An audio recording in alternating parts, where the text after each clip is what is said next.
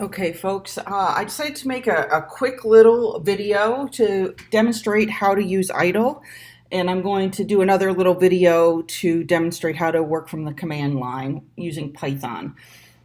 So when you first open idle, you should end up with a screen that looks something like this. This is not the screen where you're going to type your code.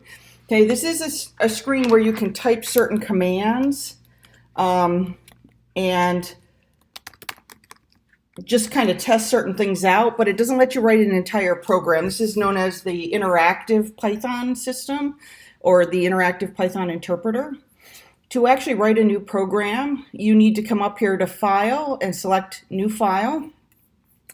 That'll open a blank text file that you can then type into, and this is the file where you're going to write your programs.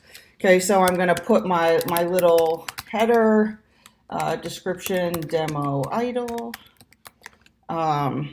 author, me, date, so 31 August 2020. And then I'm just going to write a quick little, print something function.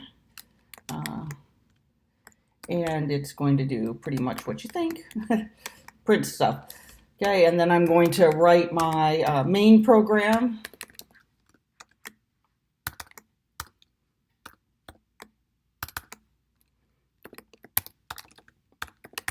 Probably wrong, typing. Okay, and I'm going to call my print something function.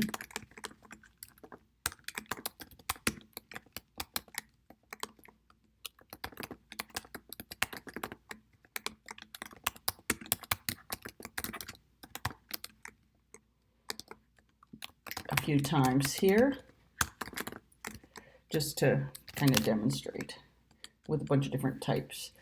Okay, so now I've got a little program here. It's got a function, it's got a main program. To run it, I'm going to come up here and choose run and then run module. Notice on the interactive interpreter, I do not have that run option. That's my key that I'm in the wrong file. Okay, so if I click run module, the first thing it's going to do is it tells me I have to save it. Okay, that's a feature of idle, so I'm going to save this. Doesn't really matter where. Test prog.python.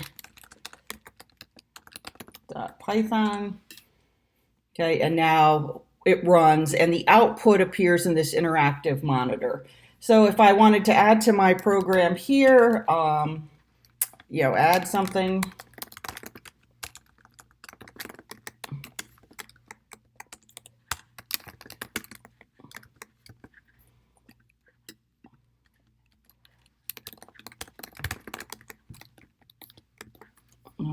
Let me make that equal to something. Okay, so any changes I make to the source code in this text file. Then I can either save using the hotkey, Control S, or if I try to run it again, it's going to give me the same message. Now I just have to say OK, and it'll save it under the same name. And you can see that it runs again. So that's how I manage my development environment using idle. I can do that with idle for the Mac, idle in the virtual machine, the Linux virtual machine, or idle in Windows. They all work exactly the same way.